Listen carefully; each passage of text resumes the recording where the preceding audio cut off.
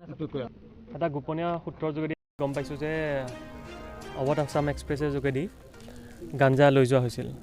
সেই খবৰ পাই আমাৰ টীম এটা এয়া ডিফু ৰেলৱে ষ্টেচনত উপস্থিত হ'ল আৰু ট্ৰেইনখন যেতিয়া 5 মিনিট ৰখিছিল আমি চাৰ্চ কৰিলোঁ।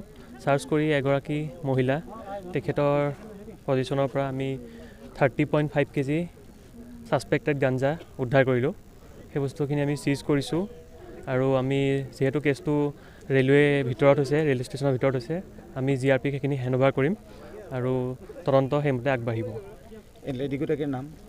লেডিগৰাকীৰ নাম আমি প্ৰাথমিক যিটো সোধপোছ কৰিছোঁ তাৰ পৰা সুহাগী বিবি আৰু এবাৰ আৰ্জিনা বুলি কৈছে। তথাপি আমি তদন্ত যেতিয়া কৰিম আমি সঠিকভাৱে আমি জনাব পাৰিম।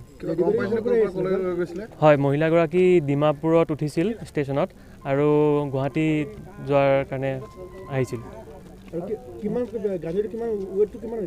গাঞ্জা ৱেটটো 30.5 কেজি আহিছে। বজাৰৰ মূল্যটো এতিয়া মই হিচাপ কৰিব লাগিব দেই।